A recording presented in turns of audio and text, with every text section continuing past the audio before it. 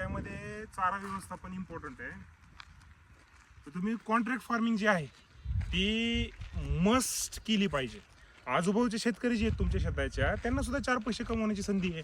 समजा जर तुम्ही शेजारच्या शेतकऱ्यांना म्हणलात की तुम्ही घास लावा आणि तो घास मी स्वतः माझे लेबर लावून माझ्या मशीन्स लावून मी स्वतः काढून घेऊन जाईल आणि मी स्वतः काढून घेऊन गेलेल्या घासाचा 1 रुपया किलो, 1.5 रुपया किलो, 2 रुपया किलो या प्रतीत तुम्हाला मोबदला देईल. तर शेजारचे शेतकरी जे आहेत ते 100% तुम्हाला ॲग्री करणार. कारण घास ही अशी वनस्पती आहे की तुम्ही 8-8 महिने 10-10 महिने दुष्काळ पडू द्या, पाणी पडू द्या, त्याच्यानंतर ते फुटून येईल. घास हे असं पीक आहे की ज्या पिकाला नॅचरल डिझास्टर्स ऑलमोस्ट नाहीतच. फुल पाणी साठू द्या, काही अडचण नाही. घासामध्ये रोगराई पडत नाही, घासाला फवारणीची गरज नाही. घास गवत वर्गातलं पीक आहे. तर तुम्ही शेजारच्या शेतकऱ्यांना हे एक इन्कम सोर्सचा अल्टरनेटिव्ह देऊ शकता. याच सोबत तुम्ही तुमच्या चाऱ्याची